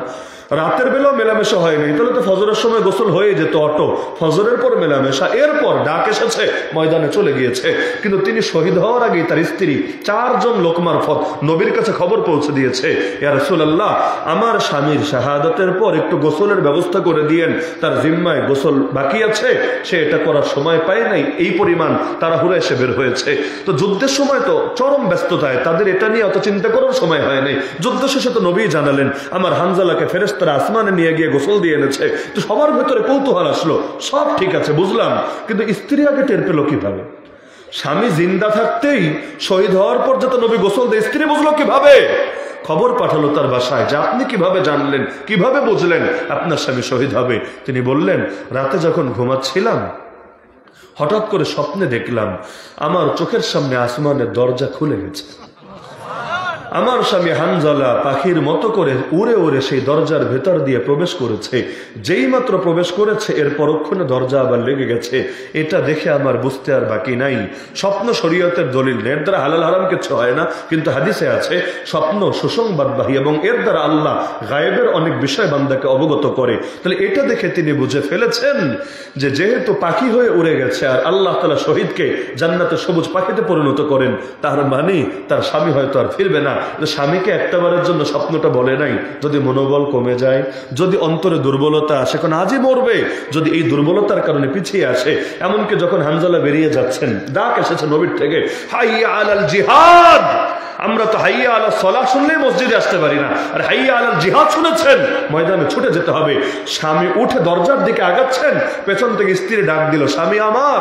হানজালা তাকায় না, এগিয়ে যাচ্ছে, আবার ডাক দিল, স্বামী আমার একটু শোনেন, তাকায় না, সামনে এগিয়ে যাচ্ছে, আবারও ডাক দিল, গো স্বামী একটু শোনেন।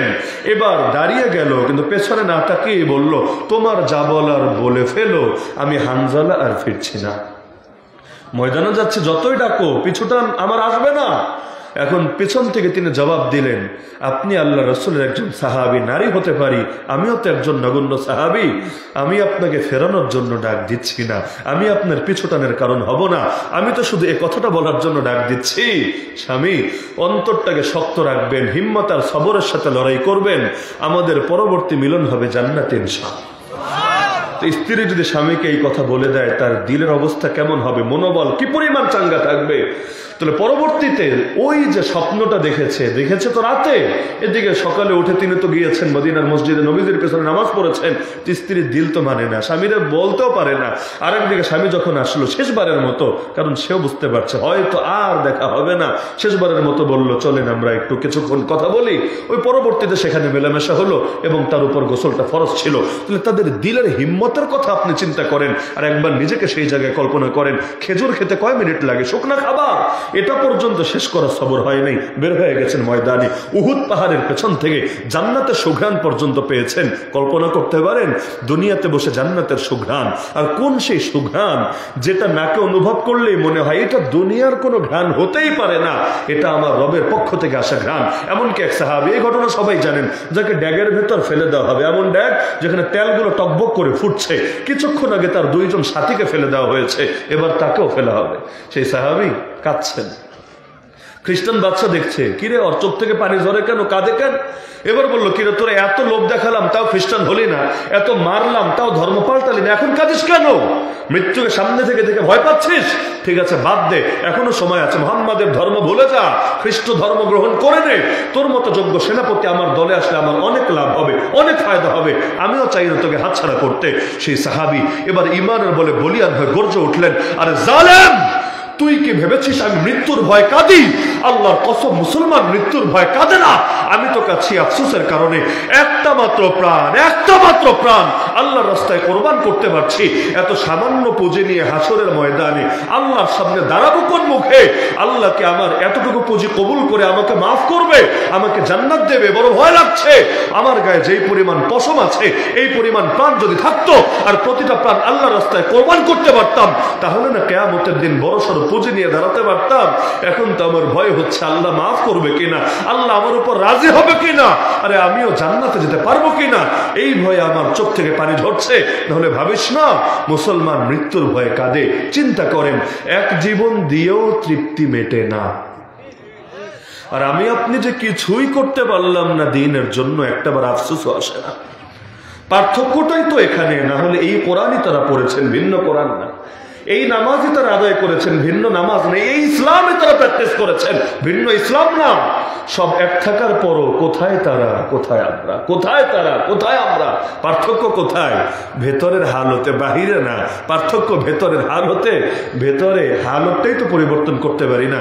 দিলগুলো দেখেন না এমন শক্ত হয়ে গেছে। যত পাপ করি, দোয়ায় আল্লাহর কাছে হাত তুললেও চোখে পানি আসতে চায় না। বছরের পর বছর চলে যায়, ফজরের নামাজ পড়তে পারি না, একটাবার আফসোস হয় না। হারাম ছাড়তে চাই, ছাড়া যে হয়ে ওঠে না, একটাবারও মনে হয় না আমার উপর আল্লাহ হয়তো সন্তুষ্ট না। যদি সন্তুষ্ট হতো আল্লাহ অবশ্যই আমাকে তৌফিক দিত, কারণ আল্লাহ যাকে ভালোবাসে তাকে তৌফিক দেয়, যাকে ভালোবাসে না তাকে তৌফিক দেয় না। আরে উম্মতের ফেরাউন আবু জাহালকে সাইজ করেছিল কে? বড় কোনো বীর বাহাদুর তো না, বড় কোনো সেনাপতি তো না, দুইটা ছোট ছোট বাচ্চা, মুআজ আর মুআওয়াজ, এখনো দাড়ি গজায় নেই, মোচ গজায় নাই। এই উম্মতের ফেরাউন বলা হয় যে আবু জাহালকে শেষ করে দিয়েছে। কেন? বুখারীতে হাদিস আছে, আব্দুর রহমান বিন আওফ রাদিয়াল্লাহু আনহু বলেন, বদরের ময়দান এমনি তো পেরেশানির জায়গা, কারণ সাহাবী ময়দানে আছেন কয়জন?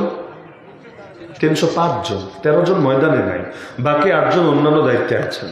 এর মধ্যে বাকি 8 জনের মধ্যে ওসমান রাদিয়াল্লাহু আনহু আছেন, যাকে নবী মদিনায় পাঠিয়ে দিয়েছেন তার স্ত্রী অর্থাৎ নবীর কন্যা অসুস্থ, মুমূর্ষ, তার সেবা শুশ্রূষা করার জন্য। অবশিষ্ট 7 জনকেও কাউকে গোয়েন্দা সংবাদ সংগ্রহের জন্য, কাউকে অন্যান্য কাজে পাঠিয়েছেন। ময়দানে মাত্র 305 জন। অপরদিকে কাফের 1000, এদিকে মুসলমানদের তলোয়ার 2টা, তরবারি 2টা, আর ওদের সবাই অস্ত্র সজ্জিত। তো পেরেশানি তো আসারই কথা। আল্লাহ রসুল পর্যন্ত সেজদায় লুটিয়ে পড়ে এত কাঁদা কাঁদছেন, এত কাঁদা কাঁদছেন, আল্লাহুম্মা আনজিজলি মা ওয়া'আদতানি, আল্লাহুম্মা আতিনি মা ওয়া'আদতানি, আল্লাহুম্মা ইন তাহলিক হাদিহিল ইসাবা মিন আহলিল ইসলাম লাম তুবাদ ফিল আরদ। আল্লাহকে বলছেন, হে আল্লাহ, আমাকে যে ওয়াদা দিয়েছেন সে ওয়াদা বাস্তবায়ন করেন। আল্লাহ যে অঙ্গীকার দিয়েছিলেন সেটা আমাকে দান করেন। আল্লাহ, আজকে যদি মুসলমানদের এই কাফেলা শহীদ হয়, এই জমিনে কোনোদিনও আর তোমার ইবাদত হবে না। ইবাদত করবে কে? ইবাদত করার কেউ বাকি থাকবে না। এমন কাঁদা কাঁদছেন, পেছন থেকে আবু বকর সিদ্দিক রাদিয়াল্লাহু আনহু এসে আমার নবী সেজদায় লুটিয়ে আছেন, নবীর পিঠের উপর হাত রেখে বলছেন, হাসবুক, হে নবী যথেষ্ট, আল্লাহ আপনার দোয়া কবুল করে নিয়েছেন। কি পরিমাণ কান্নাকাটি হলে আশপাশের মানুষের দিলে পর্যন্ত এই কথা জাগ্রত হয়, এই দোয়া আল্লাহ ফিরাবেন না, এটা আল্লাহ কবুল করেছেনই করেছেন। তো এই পেরেশানির জায়গায় আব্দুর রহমান বিন আওফ রাদিয়াল্লাহু আনহু বলেন, হঠাৎ করে দেখে দুই পাশে 2টা বাচ্চা। তিনি বলেন, দেখে তো আমার টেনশন আরো বেড়ে গেল। ভাড়ারই কথা, যুদ্ধ বাদ দেন, আপনি যদি মিছিলের প্রথম সারিতে থাকেন আর এদিকে পুলিশ গুলি করতে শুরু করেছে, টিয়ারশেল মারতে শুরু করেছে, গুলি না করলে তো অনেকের আবার চুলকায়, ভাল লাগে না, এজন্য গুলি টুলি করে একটু শরীরটাকে ক্লিয়ার রাখে। তো গুলি করতে শুরু করেছে, এদিকে দেখলেন 2টা পিচ্চি আপনার দুই পাশে কোত্থেকে এসে হাজির হয়েছে। আচ্ছা, আপনি আমাকে বলেন, আপনার কি তখন নিজের নিয়ে বেশি টেনশন হবে না এদের নিয়ে বেশি টেনশন হবে? স্বাভাবিক না? এটাই বাচ্চা যদি অচেনাও হয়, আপনার অচেনা, তাও কিন্তু আপনি চিন্তা করবেন যে যে কোনোভাবে ওদেরকে আমার সেভ করতে হবে, না হলে মানুষের বিবেকবোধ বলতে একটা ব্যাপার আছে। তিনি বলেন, আমিও ভাবছিলাম যে হায় রে, এই 2 ট্যাবলেট না থেকে 2টা জোয়ান পোলাপান থাকলেও তো অন্তত আজকে কাফেরদেরকে একটু খালি হাতে হলেও চাপে ফেলার চেষ্টা করতাম, এখন কি করব। তিনি বলেন, এই বাচ্চাদের নিয়ে আমি হতাশার কথা চিন্তা করছিলাম, হঠাৎ করে এক বাচ্চা আমাকে বলে, চাচা, ও চাচা, আবু জাহালকে একটু দেখায় দেন না। তিনি বলেন, আমি অবাক। আমি ওরে জবাব দেওয়ার আগে অন্য পাশের বাচ্চা বলে, না চাচা, আমাকে দেখান, আমাকে, আবু জাহালকে। তিনি বলেন, জিজ্ঞাসা করলাম, ভাতিজা, তোমরা আবু জাহালকে চিনে কি করবা? ও হলো আজকের যুদ্ধের সেনাপতি, কুরাইশের সর্দার। তারা বলে উঠল, চাচা, শুনেছি ও আল্লাহর নবীকে গালি দেয়। অত বেশি কিছু বোঝে না, বাচ্চা মানুষ তো, অত মায়ের পেছনে কোনটা ফরজে আইন, কোনটা ফরজে কিফায়া, কোনটা ওয়াজিব, কোনটা সুন্নতে মুআক্কাদা, শর্ত কি, হুকুম কি, ইল্লত কি, বাচ্চা মানুষ বাচ্চাদের মতো বুঝ এভাবেই বলে দিচ্ছে। শুনেছি ও আল্লাহর নবীকে গালি দেয়, আল্লাহর নামে কসম করেছি একবার যদি ওর দেখা পেয়ে যায়, হয়তো ওকে জাহান্নামে পৌঁছাবো, না হলে নিজেরা শাহাদাতের অমীয় সুধা পান করে জান্নাতের সবুজ পাখি হব। কিন্তু ও বা আমরা মরার আগে, যার কপালে আগে মরণ লেখা, মরার আগে ওর পিছু ছাড়বো না। মাকে বলে এসেছে, মা, আবু জাহালের সাথে বোঝাপড়া চূড়ান্ত করার আগে এই মুখ আর তোমাকে দেখাবো না। তিনি বলেন, এই কথা শুনে আর নিজের উপর কন্ট্রোল করতে পারলাম না, আমি ইশারা দিয়ে দেখালাম, ভাতিজা, ওই যে ঘোড়ার উপর এক আরোহী দেখতে পাচ্ছ, সেই হলো আবু জাহাল, আজকের যুদ্ধের সেনাপতি, কুরাইশের সর্দার। তিনি বলেন, ইশারা দিতে দেরি, বাজ পাখির মতো ছুটে যেতে দেরি না। কিন্তু আবু জাহাল তো সেনাপতি, সেনাপতি, রাষ্ট্রপতি, প্রধানমন্ত্রী, এদের প্রোটোকল তো সবচাইতে বেশি, স্বাভাবিক মানুষের মতো না, সবচাইতে বেশি। কেন? কারণ এরা থাকলে বাকিদের দাম থাকবে এবং বাকিরা অ্যাক্টিভ থাকবে। এরাই যদি না থাকে বাকিদের হিম্মত এমনি হারায় যাবে। একজন দুইজন পালাইলে বাকিগুলোও যায় মাইনকা চিপায় লুকিয়ে, এটাই স্বাভাবিক ব্যাপার। কারণ গোড়া ঠিক না থাকলে আগা থাকে না, এটা থাকার কথাও না। শিকড় কেটে গেলে ডাল্লায় পানি ডাললে লাভ হয়? হয় না। তাহলে আবু জাহালের নিরাপত্তা কি কম থাকার কথা না বেশি? আপনাদের যুক্তি কি বলে, কম না বেশি? সর্বোচ্চ, কারণ সে সেনাপতি। সেনাপতি মরে গেলে যুদ্ধের নেতৃত্ব দিবে কার? নতুন নেতৃত্ব আনতে আনতে ওদিকে হয়তো কচুকাটা হয়ে যেতে পারে। তাহলে সর্বোচ্চ নিরাপত্তা। কিন্তু মজার ব্যাপার হলো, বড় কোনো বীর বাহাদুর সাহাবিও যদি যেত, আবু জাহাল পর্যন্ত রিচ করবে দূরের কথা, একেবারে কচুকাটা হয়ে যেত। কচুকাটা ধারে কাছেও বসতে পারতো না। কিন্তু দুই বাচ্চা দৌড়ে যাচ্ছে। বাচ্চা কার চিন্তা এসেছে? বাচ্চারা কি করতে পারে? দুই বাচ্চা আসছে এবং ওরা তো বাহিনীর সদস্য না, ওরা যোদ্ধা না। আর ওদের তো জানা আছে কারা যোদ্ধা হতে পারে আর কারা না। তাহলে ওরা দেখে ভেবেছে বাচ্চা বলাবান আসতেছে, আর কি বলবে? সে হয়তো বলবে, আঙ্কেল আঙ্কেল আমার আব্বারে মাইরেন না, আঙ্কেল আঙ্কেল আমার আম্মারে উঠাই দিয়েন না। বাচ্চারা আর কি করবে? হয়তো রিকোয়েস্ট করবে, কিন্তু জানে না এই বাচ্চা সেই বাচ্চা না। এই বাচ্চা মৃত্যুর পরোয়ানা নিয়ে ধেয়ে আসছে। দেখেন না, বাচ্চাদের অনেকে পাত্তাই দিতে চায় না। বাচ্চা বলাবেন, বুড়া বুড়া রাজনীতিবিদদেরই গুনলাম না, এদেরকেই পাত্তা দিলাম না। আর এখানে এই পোলাপান এগুলা কি করবে? কয়দিন হাউকাউ করে এমনি ঠান্ডা হয়ে যাবে। অনেকে ভাবে নাই, অনেকে ভাবে নাই। কে ভেবেছে যে এই বাচ্চা পোলাপানি জামানার আবাবিল হয়ে কাজ যা করার করে দেবে? তাহলে দেখা যাচ্ছে বাচ্চা দুইটা ছুটে যাচ্ছে, কল্পনায় আসে নাই। মুহূর্তের মধ্যে পৌঁছে গেল আবু জাহাল পর্যন্ত। কিন্তু আবু জাহাল তো ঘোড়ার পিঠে। এগুলো সিরাজগঞ্জের কাঙ্গাল ঘোড়া না, অ্যারাবিয়ান হর্স। মানে বাংলাদেশের ঘোড়ার সাইজও তো, আমরাও যেমন ছোট ছোট, ঘোড়াগুলোর সাইজও ছোট ছোট, কিন্তু অ্যারাবিয়ান হর্স এগুলো এত বড়। আপনাদের অনেকের মাথার চাইতে আর পিঠে উঁচা, আপনাদের অনেকের মাথার চাইতে ওইটার পিঠে উঁচা। আর এই দুইজন তো বাচ্চা, মহাজার মহাওয়াজ, নাগাল পাবে কিভাবে? আর যদি পায়েটায় মারে কাজ তো হবে না, পায়ে মারলে কি হবে? সেনাপতির তো আর দফা রফা হবে না। তাহলে এবার তারাও চিন্তায় পড়ে গেল, হায় রে, এখন ঘোড়ার পিঠে মই পাবে কই, রশি পাবে কই, পরে নামাবে কিভাবে? কিন্তু এদিকে সময়ও তো বেশি নিতে পারবে না, না হলে অন্যরা টের পেয়ে গেলে খবর আছে। এজন্য কেউ কিছু বুঝে ওঠার আগেই একজন গিয়ে ঘোড়ার পায়ে কোপ মেরে দিল। বাংলাদেশের পশুপ্রাণীরা আবার খেপে যাবে, হায় হায় কামটা কি করলে? ঘোড়ার অপরাধ কি? ঘোড়ার পাপ কি? ঘোড়ার অপরাধ নাই, ঘোড়ার পাপ নাই। কিন্তু এই ঘোড়াকে যেহেতু যুদ্ধে ব্যবহার করা হয়েছে এবং সে জালেমের সহযোগী, তাকে অনিচ্ছাকৃতভাবে বানানো হয়েছে এবং এখানে অপারগ, মানে এখানে এইটা না কইরা ওইটা করার উপায় নাই। সুতরাং ঠেকায় পড়লে এর চাইতে বড় কিছুও করতে হয় এবং ইসলামেও এতটুকু ছাড় দেওয়া হয়। তো এখন ঘোড়ার পাটা কেটে গেল। এখন পা যখন কেটে আলাদা হয়ে গেছে, এখন ঘোড়ার তিনটা পা আছে, ওই তিনটা দিয়ে স্থির থাকবে কিভাবে? লাফ একটা মারলো আর তাল সামলাতে পারলো না, একদিকে কাত হয়ে পড়ে গেল। ঘোড়া যখন পড়লো, আবু জাহাল তো আর বসে থাকতে পারবে না, ও ছিটকে গেল। আর আরেকজন লাফ মেরে বুকের উপর চড়ে কি করেছে আমি আর বলবো না, আপনি বুঝে নেন কাম কি করার করে ফেললো। এখন বাকিরা তো আর ছেড়ে দেবে না। নেতাকে চোখের সামনে যদি এভাবে হতে দেখে, বাকিরা কি ছেড়ে দেবে? দেওয়ার কথাও না। আজকে যেমন ছাত্র নেতা যারা আছে, এরা আরামে আমাদের মতো হাঁটতে চলতেও কিন্তু পারবে না। রাস্তাঘাটে যেখানে মনে চায় বইসে চা খাবে, এত সহজ কথা না। এদের ভবিষ্যতে রাজনীতি তারা করুক বা না করুক, কিন্তু এদেরকে সারা জীবন কিন্তু এভাবেই পেরেশানি নিয়ে যেতে হবে। কারণ বাস্তবতা এমনই, বিপ্লবের পরে বিপ্লবীদেরকে অনেককে সারাটা জীবনে ভোগান্তি পোহাতে হয় এবং ওই কথা মাথায় নিয়ে আলহামদুলিল্লাহ বিপ্লবীরা বিপ্লব করে। এরা চাওয়া পাওয়া নিয়ে করে না, যারা করে আসলেই যারা করে দিল থেকে, এরা এটা নিয়েই করে। জান দেওয়া লাগলে জান দিব, আর যদি নিজে দুনিয়ায় বেঁচে থাকা লাগে আর আল্লাহ কিছু দিয়ে দেয়, হ্যাঁ তাতেও চলবে।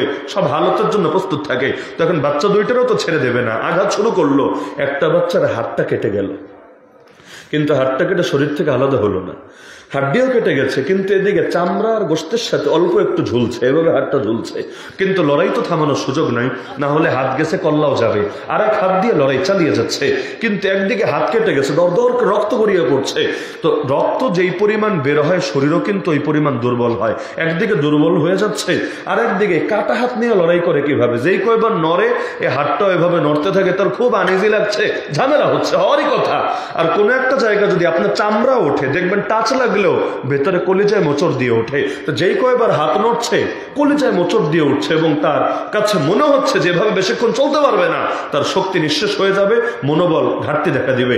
সঙ্গে সঙ্গে চিন্তা করলো, হাত তুই বাধা দিবি আমাকে আল্লাহর দ্বীনের পথে? ঠিক আছে, তাহলে আপাতত তোর ছুটি, তোর আর দরকার নেই। হাতটা রেখে দিল মাটির উপরে, পা দিয়ে একটা পাড়া দিল হাতের উপরে, এদিক থেকে টান মারলো, হাতটা শরীর থেকে আলাদা হয়ে গেল। অবশিষ্ট হাত দিয়ে ঠিকই বীরের মতো লড়াই চালিয়ে গেল। এগুলো শুধু শুনেন না, নিজেরা একবার কল্পনা করেন, এরপর চিন্তা করবেন মুমিন যে আল্লাহর পথে লড়াই করে, আল্লাহ যে বললেন তার লড়াইয়ের স্পৃহা, লড়াইয়ের তামান্না কেমন হয়। আজকের দুনিয়ার 200 কোটি মুসলমান যদি বাতিল অপশক্তির বিরুদ্ধে আসলেই লড়াই করার হিম্মত রাখত, 70 বছরের বেশি সময় ধরে মসজিদ আকসা ইহুদিদের দখলে থাকতো না। বাবরি মসজিদ ভেঙে রাম মন্দির বানানো হলো, বাবরি মসজিদ ভাঙার বয়স প্রায় 30 বছর হয়ে গেছে, আজও পর্যন্ত আল্লাহর ঘরকে আল্লাহর ঘরের মর্যাদা ফিরিয়ে দেওয়া গেল না। এই অঞ্চলে 800 বছর মুসলমানদের শাসন ছিল, এরপর 350 বছর ধরে 1 সেকেন্ডের জন্য ইসলামের শাসন আসছে না, এটা নিয়ে কোনো চিন্তাই কাজ করছে না। ডক্টর আফিয়া সিদ্দিকা 2 দশক ধরে আমেরিকার কারাগারে পচে গলে মরছে। যেই দুনিয়া 200 কোটি মুসলমান আছে, এই দুনিয়া এটা সম্ভব কিভাবে? কি লাভ এত মুসলমান থেকে? 18 বছর বয়সে মোহাম্মদ বিন কাসেম যদি দ্বীনের পতাকা উড়াতে পারে অঞ্চলে এসে, আমাদের বয়স কত হয়েছে? তাহলে সুতরাং এই যে সূরা নিসা 76 নম্বর আয়াত পড়েছে, আমি তো শুরুতেই বলেছিলাম আলোচনাটা আপনাদের আগ্রহের উপর। আর নতুন এলাকা তো, এখানে হজম শক্তিটা বুঝতে আমার একটু সময় লাগবে, লাগারই কথা। বিভিন্ন হজম শক্তির লোক এখানে আছেন, কেউ সহজেই নিতে পারবেন, কারো আবার চিন্তা হবে আল্লাহ কি হুজুর নিয়ে আসলো। এটা স্বাভাবিক, আমি দোষ দিচ্ছি না, আসতে পারে কি হুজুর নিয়ে আসলো, কেউ আবার চিন্তা করবে এটা আবার আমার দলের উল্টা দলের হুজুর কিনা। না, এখানে দলীয় কোনো ব্যাপার না। কিন্তু আমি চেয়েছিলাম সূরা নিসা 76 নম্বর আয়াত পুরোটাই শেষ করব, তবে 1 বছরে শেষ করা সম্ভব বলে মনে হচ্ছে না। এজন্য যেই বার্তাগুলো আমি দিলাম, আল্লাহর হস্তে আমরা দিলে ধারণ করার চেষ্টা করি, কথাগুলো ফেলে না দিয়ে, কান দিয়ে শুনে আর এক কান দিয়ে বের না করে মাথায় ফিকির করার চেষ্টা করি। আল্লাহ একটা মাত্র জীবন দিয়েছেন, সুযোগও একটা, দ্বিতীয় কোনো সুযোগ নাই। সুতরাং একটা মাত্র সুযোগকে কাজে লাগিয়ে দ্বীনের জন্য বেশি থেকে বেশি যত অবদান রাখবো, কিয়ামতের দিন সেটাই আমাদের নাজাতের জরিয়া হবে। শেষ করি একটা বাণী শুনিয়ে। আমিরুল মুমিনিন ওমর রাদিয়াল্লাহু আনহু বলেন, নাহনু কওমুন আ'আজ্জানাল্লাহু বিল ইসলাম, আমরা সেই জাতি যাদেরকে আল্লাহ ইসলামের মাধ্যমে সম্মানিত করেছেন। ফাইদা বিতাগাইনাল ইজ্জাতা বিগাইরিহি আযাল্লানাল্লাহ, সুতরাং ইসলাম ছেড়ে যা কিছুর মাধ্যমে ইজ্জত তালাশ করি, দ্বিতীয় কোথাও ইজ্জত পাবো না, উল্টা তিনি লাঞ্ছিত করে ছাড়বেন। সুতরাং শেষ কথা, ইসলাম কিন্তু বিজয়ী হবেই হবে, জানেন তো সবাই। ইসলাম কিন্তু বিজয়ী হবেই হবে, আমাকে নিয়ে হোক আর আমাকে ছাড়া হোক, কিন্তু আমি কোনোদিনও বিজয়ী হতে পারবো না ইসলাম ছাড়া, চরম হারা হেরে যাবো ইসলাম ছাড়া। সুতরাং ইসলাম যেহেতু বিজয়ী হবে, আমি যদি ইসলামকে ধরে রাখি, বিজয় আমাদেরও নসিবে জুটবে ইনশাআল্লাহ। আল্লাহ আমাদের সবাইকে নিজেদের সর্বোচ্চটুকু দিয়ে দ্বীনের সর্বোচ্চ খেদমত আঞ্জাম দেওয়ার তৌফিক দান করুন। আর এই যে হাফেজিয়া মাদ্রাসা এবং এতিমখানার পক্ষ থেকে এই মাহফিল আয়োজিত হলো, আল্লাহ তাআলা এই মাদ্রাসাগুলো যাবতীয় প্রয়োজন গায়বী খাজানা থেকে পূরণ করুন। অনেকেই মাশাআল্লাহ, আপনারা আমি আসার পর থেকে তো প্রায় 1 ঘন্টা পর্যন্ত দেখলাম, অনেক পরিমাণ খেদমত করেন মাশাআল্লাহ। এটা একটা গ্রাম এলাকা হিসেবে বিশাল ব্যাপার। এখনো অনেকগুলো নাম দেখলাম, এখন দোয়া হয়ে যাবে ইনশাআল্লাহ। এর আগে ভলান্টিয়াররা আপনাদের সামনে যাবে, যারা শরীক হয়েছেন তো হয়েছেন, যারা হন নাই আপনারা এখনো শরীক হতে পারবেন। দোয়ার আগে নেক আমল করে নিলে দোয়া কবুল হয়। এজন্য আমরা সারাদিন তো বসেই থাকলাম, এখন 2 মিনিট বসে থাকলে জিন্দেগি লস হবে না ইনশাআল্লাহ। আমরা দোয়া করেই বাড়িতে যাবো ইনশাআল্লাহ। তো এর মধ্যে ভলান্টিয়াররা তাড়াতাড়ি যান, ছাত্ররা কই নাই, তাড়াতাড়ি যান এবং প্রত্যেকেই খেদমতে শরীক থাকেন।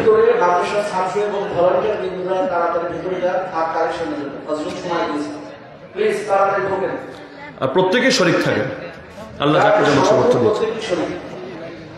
মোহাম্মদ আব্দুল সালাম সরকার, তিনি 1000 টাকা দান করেছেন, আল্লাহ তাআলা তার দানকে কবুল করুন। মোহাম্মদ হাফিজুর রহমান জনি, পিতা আব্দুল সালাম সরকার, 5000 টাকা, আল্লাহ তার দানকে কবুল করুন।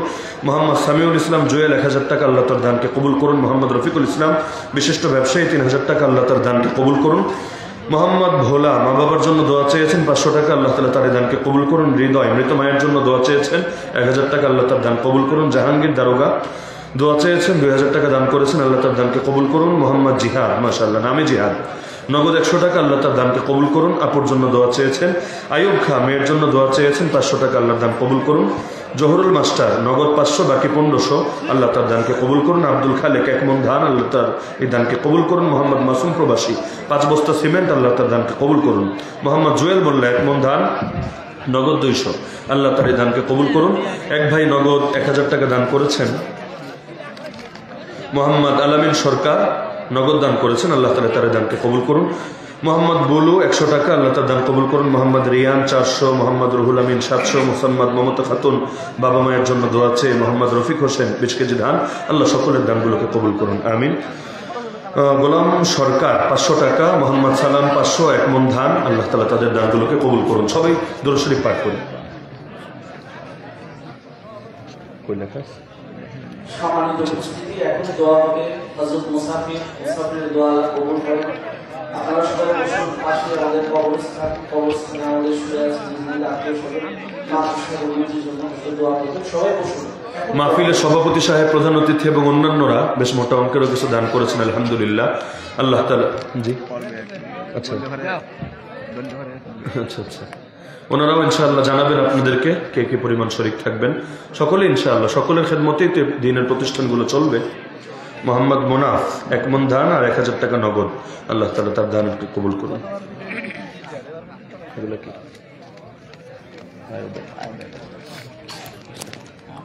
দোয়ার মধ্যে আপনাদের যাদের সম্ভব আমরা সকলে শরীক থাকতে থাকি ইনশাআল্লাহ।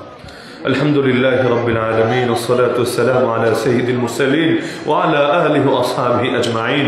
ইয়া রাব্বাল আলামিন, ইয়া আরহামার রাহিমিন, ইয়া আহকামাল হাকিমিন, ইয়া আল্লাহ দীর্ঘ সময় আপনার কালামে পাকের আলোচনা করে আল্লাহ গভীর রাতে আপনার কাছে দুটো হাত তুললাম। আয় আল্লাহ আপনি আমাদের সকলকে কবুল করে নেন। আয় আল্লাহ আপনি আমাদের জিন্দগির সমস্ত গুনাহগুলোকে মাফ করে দেন। আয় আল্লাহ আমাদের মা বাবা, আপনজন, আত্মীয় স্বজন যারা কবরে শুয়ে আছেন প্রত্যেকের কবরকে জান্নাতের বাগান বানিয়ে দেন। আয় আল্লাহ আমাদের যে মুরব্বীরা এখনো জীবিত আছেন তাদেরকে নেক হায়াত দান করেন। আমাদের মধ্যে যারাই অসুস্থ সবাইকে শেফায়ে কামেল আজিল নসিব করেন। যারা ঋণগ্রস্ত সবাইকে ঋণ পরিশোধের তৌফিক দান করেন। আয় আল্লাহ যে যে মুসিবতে আটকে আছে সকলের মুসিবতকে আপনি দূর করেন। আয় আল্লাহ প্রত্যেকের পরিবারের সুখ শান্তি রহমত বরকত দান করেন। আয় আল্লাহ এই দ্বীনি প্রতিষ্ঠানকে আপনি কবুল করে নেন। আয় আল্লাহর যাবতীয় প্রয়োজন গায়বী খাজানা থেকে পূরণ করে দেন। আয় আল্লাহ আপনার বান্দাদের দিলকে এর দিকে আরো বেশি করে ঝুঁকায় দেন। আয় আল্লাহ যারা দান সদকা করেছে, করার নিয়ত করেছে, তাদের প্রত্যেককে আপনি চেনেন, প্রত্যেককে আপনি জানেন, তাদের প্রতিটা পয়সাকে আপনি কবুল করে নেন। যে যে নিয়ত দান করেছে, করার নিয়ত করেছে, প্রত্যেকের দিলের নেক মাকসাদকে আপনি পূরণ করে নেন। জিন্দা মুর্দা সবাইকে মাফ করে দেন। আসমানি জমিনি সমস্ত বালা মুসিবত থেকে হেফাজত ফরমান। আয় আল্লাহ অনেকেই মৃত আত্মীয়দের জন্য দোয়া চেয়েছেন। আয় আল্লাহ তাদের কবরগুলোকে নূরে নূরানি বানিয়ে দেন। আয় আল্লাহ অনেকে অসুস্থ রোগীদের জন্য দোয়া চেয়েছেন, তাদেরকে দ্রুত আরোগ্য নসিব ফরমান। আয় আল্লাহ আমাদের সবাইকে আপনার দ্বীনের খাদেম হয়ে সারাটা জীবন দ্বীনের খেদমতে লেগে থাকার তৌফিক দান করেন। আয় আল্লাহ বারবার বারবার মক্কা মদিনা জিয়ারতের তৌফিক দান করেন। আমাদের দিলগুলোকে আপনার মহব্বত এবং প্রিয় নবীজির মহব্বত দিয়ে পরিপূর্ণ করে দেন। আয় আল্লাহ এই এলাকার প্রতিটা ইঞ্চি ইঞ্চি মাটিকে আপনি কবুল করে নেন। এখান থেকে সব শিরিক বেদাত ফিতনা ফাসাদকে দূর করে দেন। আয় আল্লাহ মুসলমানদেরকে এক এবং নেক হওয়ার তৌফিক দান করেন। সব দলদলি ভুলে গিয়ে আপনার দ্বীনের জন্য ঐক্যবদ্ধ হওয়ার তৌফিক দান করেন। আয় আল্লাহ আগামীর বাংলাদেশকে ইসলামের বাংলাদেশ, কোরআনের বাংলাদেশ বানানোর তৌফিক দান করেন। আয় আল্লাহ সকল ধরনের সংকীর্ণতার ঊর্ধ্বে উঠে আমরা যাতে তাওহীদের সৈনিকে পরিণত হতে পারি সেই তৌফিক আমাদের সবাইকে দান করেন। আয় আল্লাহ এই মাদ্রাসায় যত তালিবুল ইলম লেখাপড়া করছে আল্লাহ তাদেরকে জামানার শ্রেষ্ঠ হাক্কানি রাব্বানি হাফেজ আলেম মুবাল্লিগ মুজাহিদ দায়ী হিসেবে কবুল করে নেন। আয় আল্লাহ যে 3 জন ছাত্রের মাথায় পাগড়ি পরিয়ে দেওয়া হলো তাদের 3 জনকে কোরআনের পূর্ণাঙ্গ আলেম হিসেবে আপনি কবুল ফরমান। আয় আল্লাহ এখানে যারাই উপস্থিত আছে দীর্ঘ রাত পর্যন্ত একমাত্র আপনার মহব্বতেই পড়ে আছে। আয় আল্লাহ তাদের প্রত্যেকের নাম জান্নাতুল ফেরদাউসের লিস্টে অন্তর্ভুক্ত করে নেন। আয় আল্লাহ রমজানের একটা মাসও বাকি নাই, এর চাইতে কম সময় বাকি আছে। আয় আল্লাহ আমাদের হায়াতে বরকত দিয়ে আমাদেরকে এই রমজানটাও পাওয়ার তৌফিক দান করেন। আয় আল্লাহ রমজানে ইবাদত বন্দেগী করে রহমত মাগফিরাত নাজাত লাইলাতুল কদর পেয়ে যাতে ধন্য হতে পারি সেই তৌফিক আমাদের সবাইকে দান করেন। আয় আল্লাহ যারা হজ এবং উমরার নিয়ত করেছে তাদেরকেও মাকবুল মাবরুর হজ উমরা সম্পূর্ণ করে নিরাপদে ফিরে আসার তৌফিক দান করেন। সুবহান রাব্বিকা রাব্বিল ইজ্জাতি আম্মা ইয়াসিফুন ওয়া সালামুন আলাল মুরসালিন ওয়ালহামদুলিল্লাহি রাব্বিল আলামিন বিরহমাতিকা ইয়া আরহামার রাহিমিন।